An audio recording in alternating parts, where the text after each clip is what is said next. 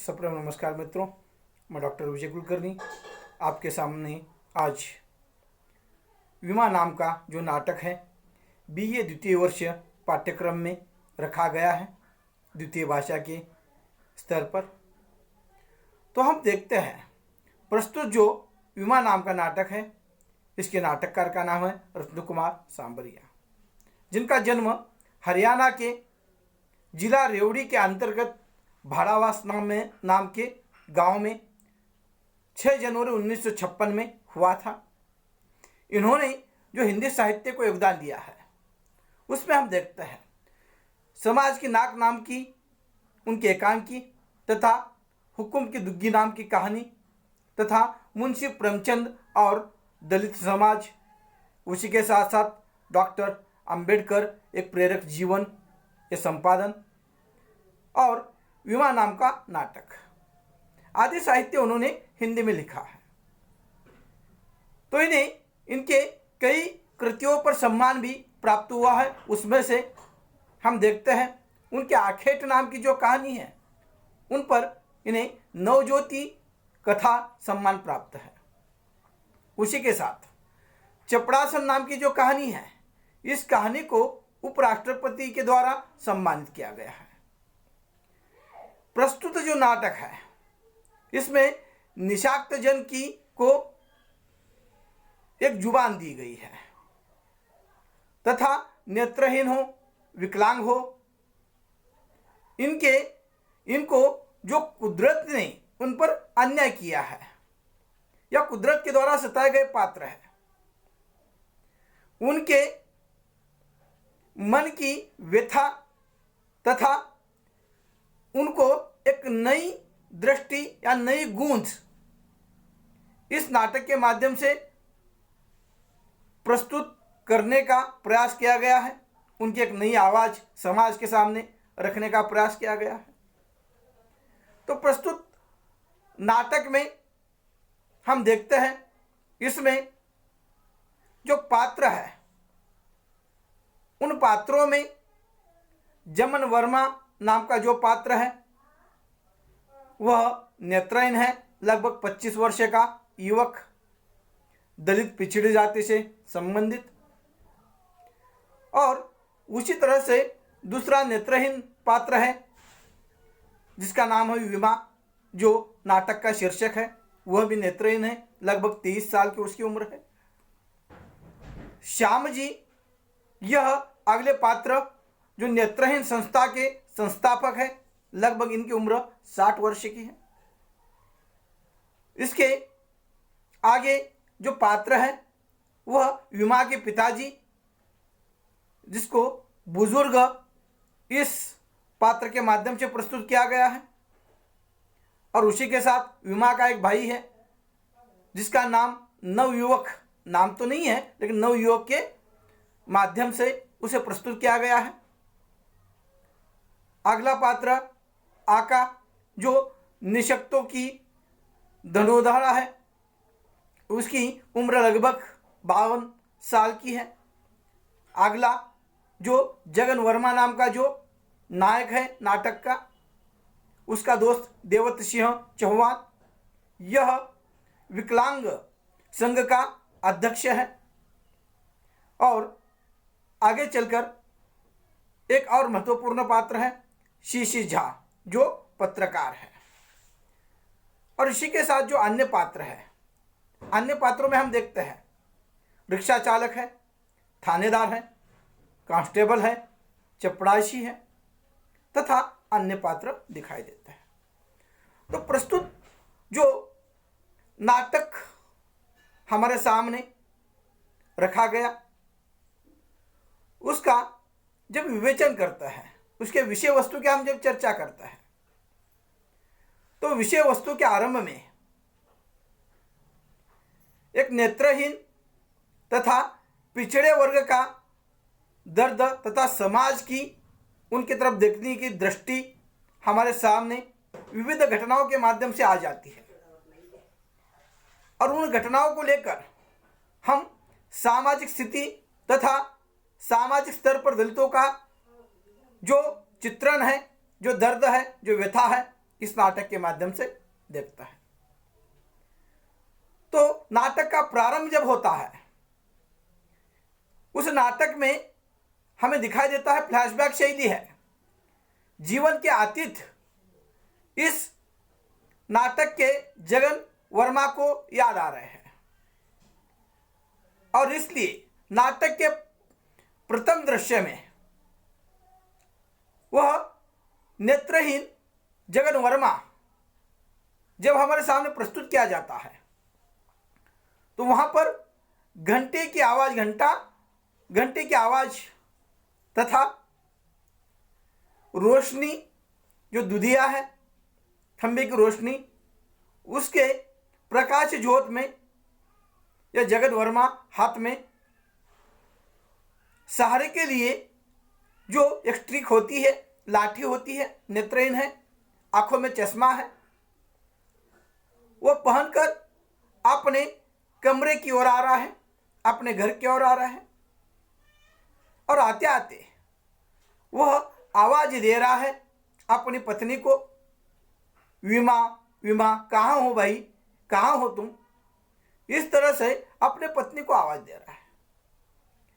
आ जाता है और वह अपने पत्नी को मनाने के लिए बार बार कहता है, क्या मेरी कोई गलती हो गई, तुम आवाज नहीं दे रही हो, मैं इतनी देर से पुकार रहा हूं, कहाँ गई तुम। वो इधर उधर देख लेता है, नेत्रहीन तो है लेकिन जिस तरह से हाथ में स्ट्रिक है उसके सहारे वो देख लेता है। कमरे के पास चला जाता है, कमरे को जो ताला है उसे छू लेता है और कमरे के ताले को जब छू लेता है उसके समझ में आ जाता है ताला तो वहाँ पर बंद है, कमरा बंद है। एक चाबी वहाँ पर विमा के पास थी, दूसरी चाबी इस जगन वर्मा के पास थी और वो कहता है, ये बिन बताए विमा चली कहाँ गई।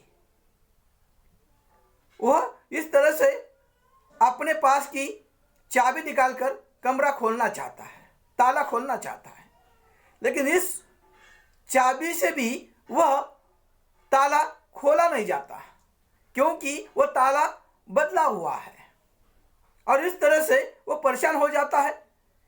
एक तो ताले को चाबी नहीं आ रही है, कमरा बंद है, विमा दिखाई नहीं दे रही है, परेशान हो जाता है, आवाज दे देता है, इधर उधर गुमराह होकर, बेचैन होकर, चिंतित अवस्था में घूम रहा है।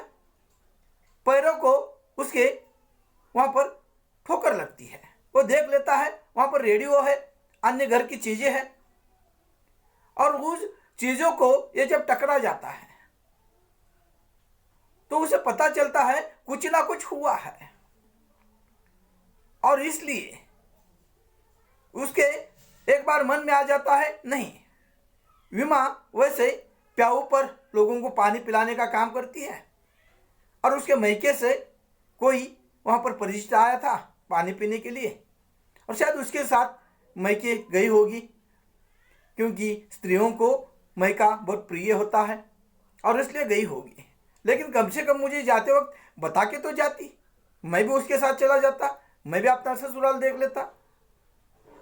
लेकिन थोड़ी देर के बाद वो कहता है, नहीं, ये इस तरह से जा नहीं सकती, कुछ ना कुछ हुआ है। वापस आ जाता है, देख लेता है इधर उधर घर की चीजें बिखरी हुई है और उस अवस्था में बिखरी हुई चीजों को वो वहां पर हाथ से छू लेता है, स्ट्रिक से छू लेता है और तब उसका हाथ उसके शरीर को एक अंगोछा लगता है और अंगोछा जैसे लगता है उसके ध्यान में आ जाता है, ये तो अंगोछा श्यामलाल का है, श्यामलाल जी का है और वह आश्चर्यचकित हो जाता है, कल ही मैंने बाजार से ये नया खरीदा था, वह अंगोछा यहाँ कैसे, क्या हुआ। और इस तरह से वह अंगूठा लेकर वहां पर घबराहट से, चिंता से युक्त जो श्यामलाल एक संस्थापक है नेत्रहीन संस्था के, उनके पास चला जाता है। वो बैठे हैं और अपने दफ्तर में बैठा है। दफ्तर में बैठने के बाद उन्हें एक आदत है, उन्हें जैसी सर्दी हो जाने के बाद नाक से हमेशा पानी वहाँ पर निकलता है, उस तरह से उनके नाक से हमेशा पानी आ जाता था और वह नाक साफ करते हुए डस्टबिन में वह डाल देते थे।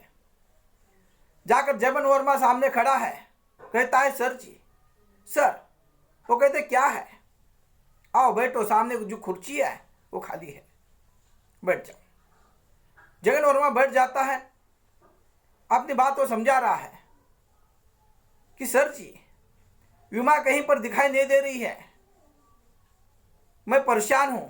लेकिन वो श्याम जी, वो सुनते तो है लेकिन जानबूझकर वो उस बात को टालना चाहता है, उस विमा के विषय को टालना चाहता है। वो कहता है, अरे तो आज स्कूल नहीं गया, तुम्हारे बगैर ही वहां पर राष्ट्रगीत हो गया। वहां उस तरह से वहां पर हम देखते हैं श्यामलाल को पता है विमा के बारे में, लेकिन जानबूझकर वह गुमराह कर रहा है जगन वर्मा को। वो कहता है कि तुम स्कूल नहीं गए, तुम्हारे बगैर राष्ट्रगीत हो गया। और यह बार बार जैसे वहां पर इस श्यामलाल के द्वारा गुमराह किया जा रहा है जगन वर्मा को, उसे दिशाहीन किया जा रहा है, उस विषय से उसे हटाया जा रहा है। तब ये जगन वर्मा बार बार कहता है, सर जी, मेरी पत्नी बीमा दिखाई नहीं दे रही है, उसे ढूंढने में मेरी सहायता करो, वो मेरी जीवन संगिनी है और मैं बहुत चिंतित हूं। आप ही का सहारा है, आप पुलिस में वहां पर केस दर्ज करिए, रिपोर्ट दर्ज करिए, मुझे सहायता कीजिए। वह बार बार उस जगन वर्मा श्यामलाल को कहता है, लेकिन श्यामलाल जानबूझकर उसे बार बार गुमराह करने का प्रयास कर रहा है। गुमराह करने का प्रयास करते हुए हमें समझ में आ जाता है कि कुछ ना कुछ श्यामलाल के मन के अंतर्गत मन में चल रहा है, कोई अलग बातें चल रही है, कोई षड्यंत्र चल रहा है। और इसलिए वो श्यामलाल उस जगन वर्मा को लालच दिखा रहा है कि एक काम करो, हमारी जो नेत्रन संस्था है उसने अंतर्जातीय विवाह के लिए या तुम्हारी जाति के लोगों के विवाह के लिए आवेदन पत्र मंगवाए हैं और इसलिए तुम भी एक आरजे 2 विवाह के लिए तुम्हारी हम दूसरी शादी कर लेंगे। तो ये वह जगन वर्मा कहता है, आप बात क्या कर रहे हैं, ये कैसी स्थिति है, आप क्या कहते हैं, क्या कहना चाहते हैं। तो वह जानबूझकर श्यामलाल उस जगन वर्मा को वहां पर लालच देना चाहते हैं। वो कहते तुम्हारे में 500 रुपये तनख्वाह बढ़ाऊंगा, तुम्हारी नौकरी नहीं चली जाएगी, लेकिन तुम्हें इस विमा का विचार छोड़ना होगा और तुम्हें दूसरी शादी करनी होगी। अब इसके समझ में नहीं आता जगन वर्मा के ये क्या बात हो रही है, और इसलिए जगन वर्मा गुस्से से लाल हो जाता है, चिंतित हो जाता है और वह तुरंत श्यामलाल जी को कहता है, आपके बातों से जाति की बू आ रही है, आपके बातों से षड्यंत्र दिखाई दे रहा है। तब श्यामलाल कहता है, तुम्हें पता नहीं है, तुम एक साधारण पिछड़े वर्ग से हो और तुमने एक जमींदार की लड़की को फंसाया है। अब उसके पिता और भाई तुम्हारे वहां पर सामने खड़े हैं, बाजू में बैठा है और वो कहता है कुछ भी हो जाए मैं विमा को भूल नहीं सकता, वो मेरे जीवन संगिनी हो, मेरी पत्नी है। अब ये सुनकर वो नवयुवक और बुजुर्ग नवयुवक इस जगन वर्मा को पीटने के लिए, मारने के लिए, उसकी हत्या करने के लिए उठ रहा है, लेकिन किसी तरह से बुजुर्ग उसे खींचता है और श्यामलाल भी उसे खींचता है, उसे रुका लेता है उस नवयुवक को। अब इस जगन वर्मा को सारी बातें पता चली है। वह कहता है तुमने तो मुझे बहुत बड़ा धोखा दिया है श्यामलाल जी, आप इस तरह से नहीं कर सकते, मेरी विमा का अपहरण आपने ही किया है और इसका सबूत अंगूठा है। और ये कहने के बाद श्यामलाल उसे बार बार चेतावनी दे रहे हैं, लेकिन वहां पर जगन वर्मा मानता नहीं है और फिर श्यामलाल उसकी जाति जाकर उसे गालियां देना आरंभ कर लेते हैं, तुम पिछड़ी जाति के हो, नेत्रहीन हो, फिर भी तुम्हारी ये आदतें इस तरह से है जिसे माफ नहीं किया जा सकता, लेकिन फिर भी तुम नेत्रहीन हो, इसलिए तुम्हें छोड़ दे रहा हूं। और कहते हुए उस श्यामलाल ने उस अपने जाति के कारण, अपने झूठे गर्व के कारण वहां पर जगन वर्मा को, जो जगन वर्मा श्यामलाल जी के स्कूल में संगीत का, म्यूजिक का टीचर था तथा अन्य विषय भी पढ़ाता था, उसे नौकरी से निकाल दिया। उसका जो कुछ सामान था, सामग्री थी, वह भी कमरे से बाहर फेंक दी है। अब जगन वर्मा के सामने बहुत सी समस्या है और उस समस्या से संघर्ष करते करते अब उसकी समझ में नहीं आ रहा अब क्या किया जाए।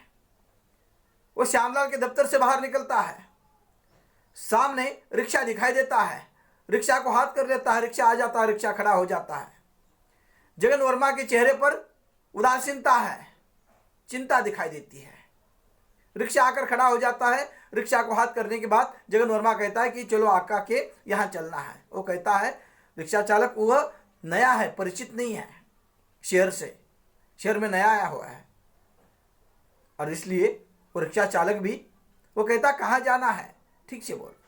वो कहता तुम शहर में नए हो क्या? और रिक्शा चालक कहता है हाँ, गांव में मेरे भाइयों के साथ झगड़ा हुआ था और उनसे जमती नहीं थी, इसलिए पेट भरने के लिए इस शहर में आया हूँ, लेकिन सुबह से एक भी सवारी नहीं मिली है और आप अकेले पहली सवारी है, और आपके साथ अगर कोई और सवारी आ जाती है तो हम चलेंगे। लेकिन जगन वर्मा कहता है और सवारी की कोई आवश्यकता नहीं है, मैं अकेला काफ़ी हूँ, चलो। लेकिन चलने के पहले मेरे कमरे में जाकर वहाँ पर जो सामग्री है, सामान है, वह हम उठा लेते हैं। रिक्शा चालक कहता है हाँ, मैं आपको सहायता करूँगा।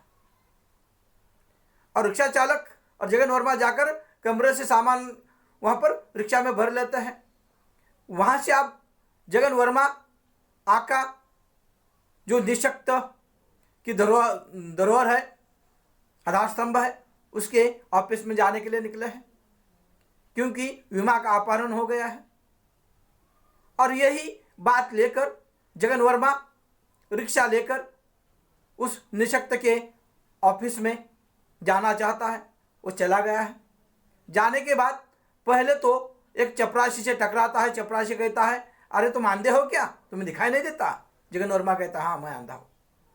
तो चपरासी एकाएक देख लेता है, उसे आश्चर्य होता है, अरे जगन वर्मा तुम, ये तुम्हारी क्या स्थिति हो गई है? दाढ़ी बढ़ गई है, चश्मा चेहरे पर नहीं है और तुम इस तरह से दिखाई दे रहा हो, मैंने तुम्हें पहचाना नहीं, क्या हुआ? तो बता देता है कि मेरी परेशानी यह है, विमा का अपहरण हो गया है, श्यामलाल ने वहाँ पर विमा का अपहरण किया है और इसलिए आका से मिलने के लिए आ गया हूँ मैं। आओ। वो कहता है आका अंदर है, जाकर मिलो। वो निकल रहा है, लेकिन दूसरा जो सिपाही है वो सामने खड़ा है और दूसरा सिपाही तुरंत उस जगन वर्मा को वहाँ पर खड़ा कर देता है और कहता है यहाँ पर पहली पर्ची बोलती है, यहाँ पर जो पर्ची है उस पर्ची पर अपना नाम और काम लिखो। ये पर्ची अंदर चली जाएगी और पर्ची पर जब जवाब आ जाएगा कि आपको अंदर भेजना है या नहीं, तब हम आपको अंदर भेजेंगे। पर्ची आ जाती है अंदर से और पर्ची में लिखा होता है कि इनको अंदर मत भेजो। इसे चपरासी बता देता है कि आपको अंदर भेजने की अनुमति नहीं है। जगन वर्मा गुस्सा हो जाता है और अंदर चला जाता है। वो आका निशक्त जन की वहां पर बैठी है, जो प्रमुख है वहां पर बैठी है। हाथ में वहां पर अलग अलग सुवर्ण की मुद्रिकाएं हैं, वो पहनकर बैठी है। ये चला जाता है। इसे देखकर उसके चेहरे के रंग बदल जाते हैं आका के।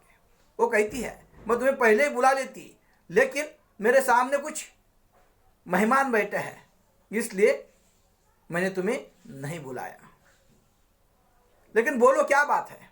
वो बता देता है कि मेरी जो पत्नी है उमा, उसका अपहरण हो गया है और वह अपहरण श्यामलाल ने किया है।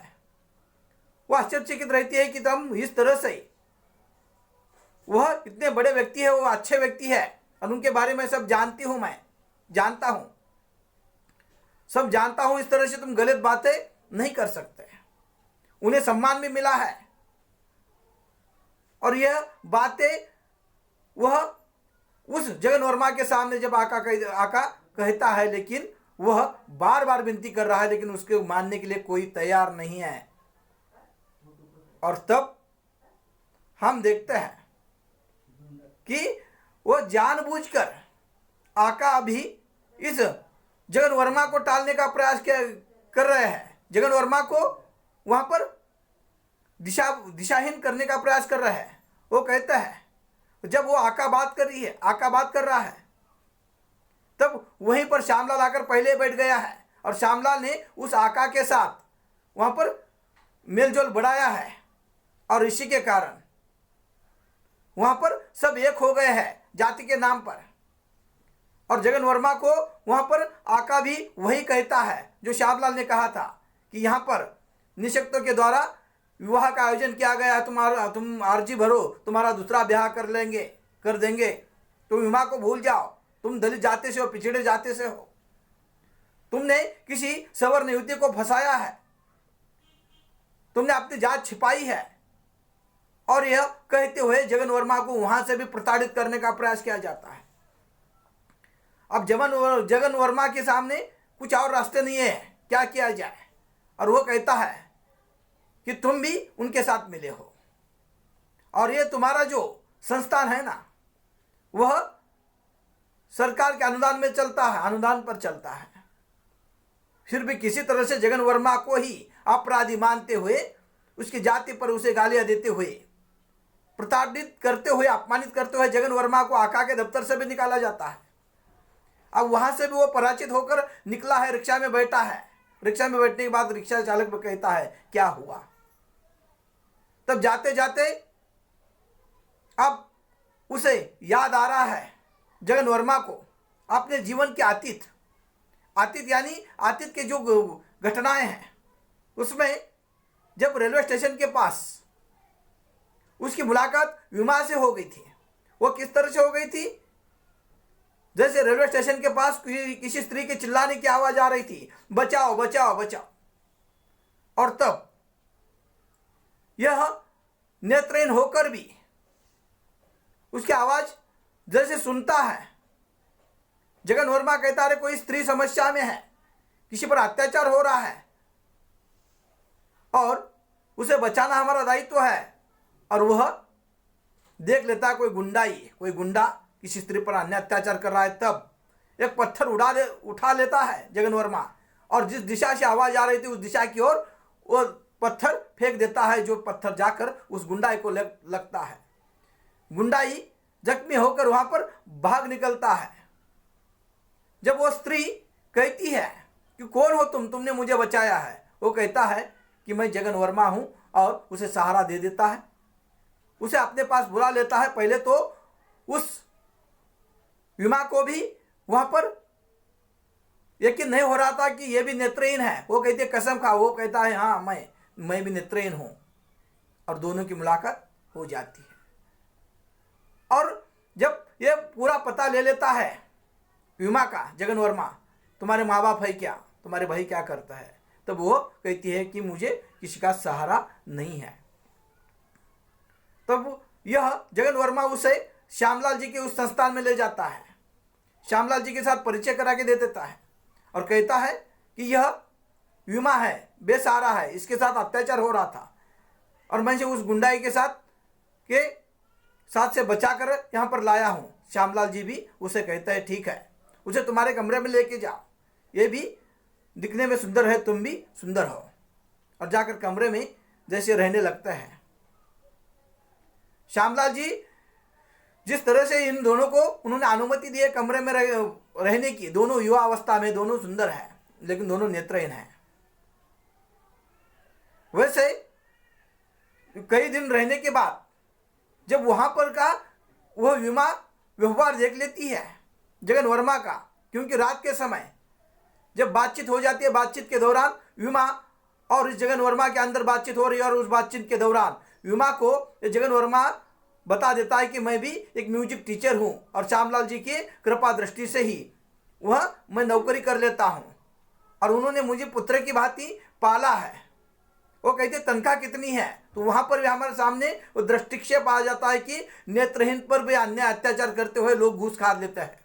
वैसे जगन वर्मा को तनख्वाह ज़्यादा है, लेकिन उसे कम तनख्वाह देकर ज़्यादा तनख्वाह पर साइन ली जाती है, 1000 रुपये उसे तनख्वाह दी जाती है, लेकिन वह किसी को बताए ना, यह भी उसे बताया जाता है। और इस तरह से किसी तरह से वो जगन वर्मा अपने उस विमा के साथ वार्तालाप कर रहा है। विमा को प्यास लगती है, वो कहती है मुझे प्यास लगी है,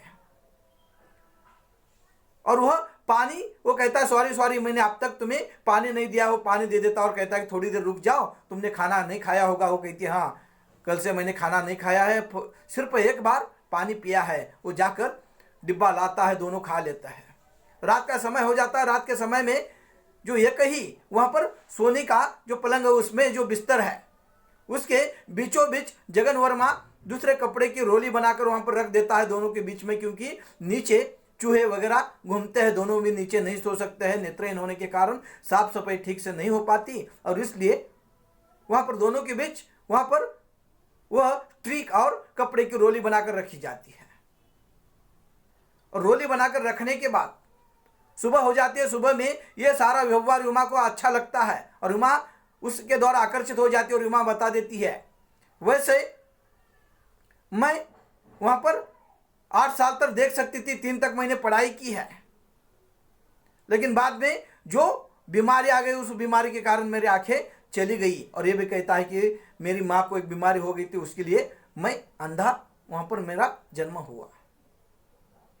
वैसे विमा कहते कि मेरे पिताजी जमींदार हैं, दोनों भाई बड़े नौकरी पर है, और नौकरी पर होने के बावजूद मैं अंध थी। और तब मेरे घर वालों ने तय किया कि एक आधेड़ उम्र के व्यक्ति के साथ मेरा विवाह करना चाहते थे, जिसे पहले एक पत्नी थी जिसे संतान नहीं हो रही थी, इसलिए उसके साथ शादी करना चाहते थे। लेकिन मैंने विरोध किया और घर से भाग निकली। तब रेलवे स्टेशन पर आ गया और वो गुंडाई ने मुझे वहाँ पर अत्याचार किया, करने का प्रयास किया, गड्ढे में लेकर गया, लेकिन तुम थे इसलिए मैं बच गई। और एक तरफ वह राक्षसी वृत्ति और एक तुम्हारी मानवता देखकर मैं प्रसन्न हो गई, लेकिन मुझे एक सपना आ गया है, और वो सपना यानी दोनों के मन में जो प्रेम पनप रहा है, और उस बात को लेकर विमा कहते हैं कि हम दोनों नया जीवन आरंभ करें। वो कहता है ठीक है, श्यामलाल जी के पास चले जाते हैं। श्यामलाल जी के पास जैसे जाकर जगन वर्मा अपने मन की अपनी विवाह की बात कहना चाहता है, उसके पहले श्यामलाल जी कहता है तुम दोनों युवा हो,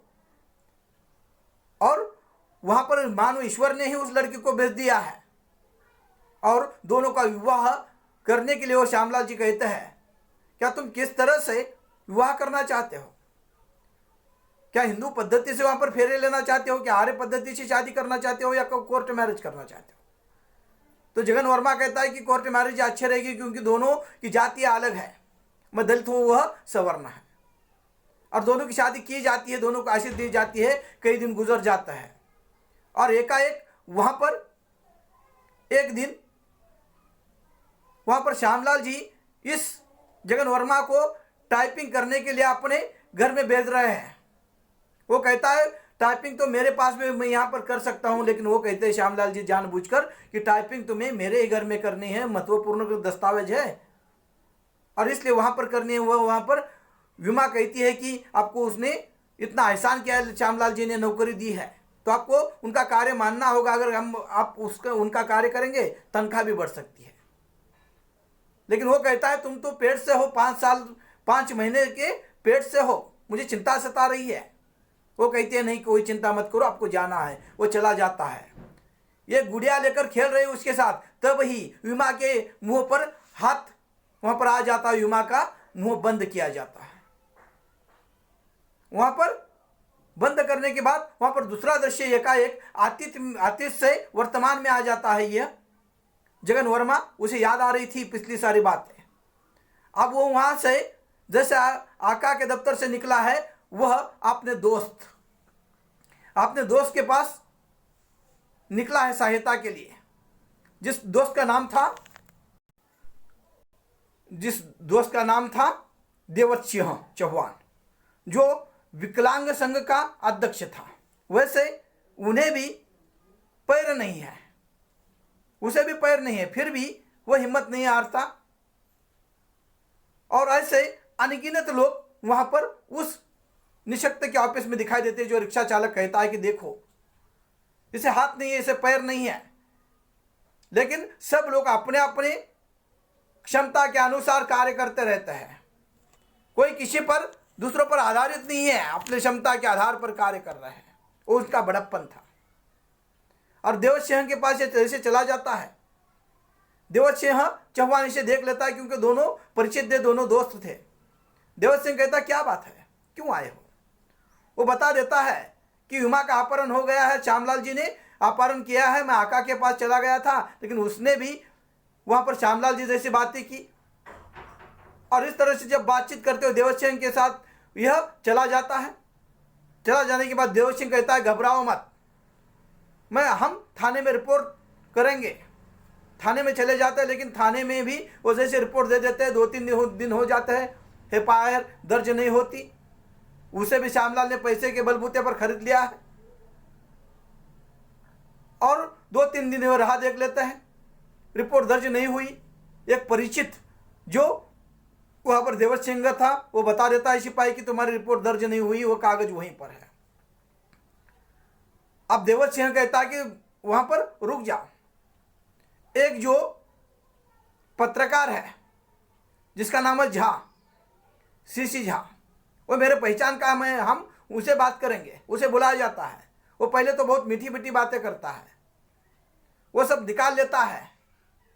इस देवत सिंह और जगन वर्मा के पास से, उनके पास से वह काफी भी निकाल लेता है, वो पत्र भी ले लेता है, उसका जेरॉक्स भी निकाल लेता है और जाकर श्यामलाल जी के साथ मिल जाता है। श्यामलाल जी के पास से रिश्वत खाकर वह उल्टा इस जगन वर्मा के खिलाफ ही वहां पर समाचार पत्र में छाप देता है कि जगन वर्मा ने अपनी जाति छिपाकर एक जमींदार की लड़की को फंसाया है। और इस तरह से उल्टा जगन वर्मा के बारे में समाचार पत्र में छपकर आ जाता है। देवत सिंह परेशान हो जाता है, वो पढ़कर सुना नहीं पाता। तो थोड़ी दिनों के बाद यह सोचता है देवत सिंह, तुम चिंता मत करो, हम और थाने में चले जाएंगे। थाने में चले जाता है देवत सिंह और यह जगन वर्मा। थाने में चले जाने के बाद वो तुरंत वहां पर वो दिखाई देता है कि वो थानेदार किसी को पीट रहा है। वो देखकर जगन वर्मा घबरा जाता है। तब देवत सिंह का एक संदर्भ है, वो कहता है कि किसी हरिश्चंद्र को पीटा जाता होगा, यानी किसी सत्य आदमी को पीटा जाता होगा, यानी कानून के द्वारा, सिपाही के द्वारा एक निरपराध लोगों पर अन्याय अत्याचार किया जाता होगा। और वो जाकर जैसे खड़े हो जाते हैं, वो थानेदार भी बिक चुका है और थानेदार उस देवत सिंह के हाथ में एक वहां पर समाचार पत्र दे देता है और उसे पढ़ने के लिए कहता है। और पढ़ने के बाद वहां पर सारी बातें उसके खिलाफ दिखाई देती है, यानी सब मिल गए हैं। एक व्यक्ति को प्रताड़ित करने के लिए, अपमानित करने के लिए जाति के नाम पर सब वहां पर इकट्ठे हो गए हैं। अब वहां पर भी इसे ही अपमानित किया जाता है, उसे धकेल दिया जाता है। देवत सिंह और जगन वर्मा को वो वापस आ जाते हैं। अब सबने तय किया है कि हम धरना करेंगे, और धरने के लिए सब बैठ जाते हैं। आका के उस ऑफिस के सामने आका आ जाती है।